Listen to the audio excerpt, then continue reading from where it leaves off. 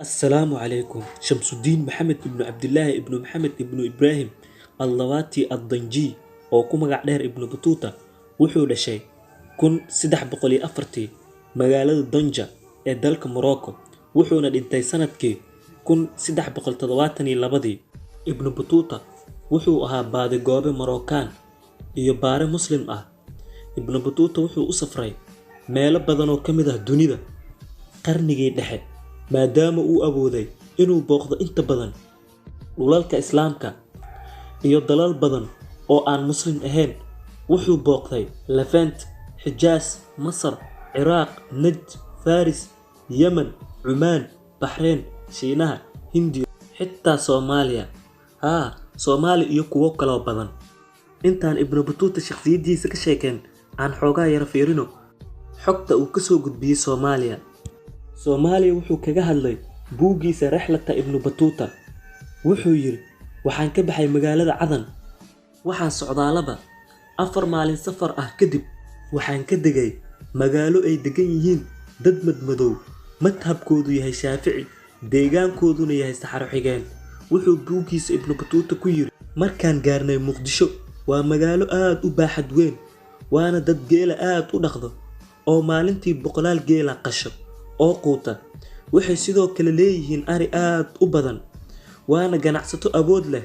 Muqdisho waxaa lagu sameeyaa dharka Muqdishaabiga ah ee iyaga loogu magac daray dharkaana dhar lamida aanu adduunka ka jirin waxaana loo dhoofiyaa dalka Masar iyo dalal kalebo. Waxay dadka Muqdisho caado u leeyihiin marka uu markab ku soo xirto inay ku yaacaan laashas ay saaran yihiin dhalinyaro oo xambaarsan cunto.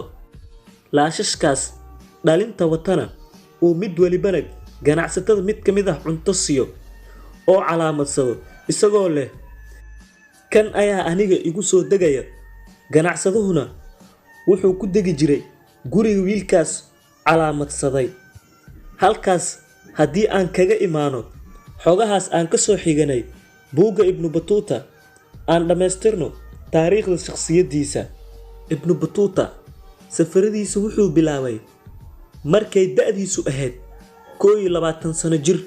Sababta Ibn Battuta loogu magacaabay waxay tahay Ibn Battuta wuxuu safray qiyaastii masaafo dhan 120,000 oo kiiloomitir. Ibn Battuta tiro 4 jeer ayuu xajay ugu dambeyntii sanadkii 1372. Ibn Battuta wuxuu macsalaameeyay dunida.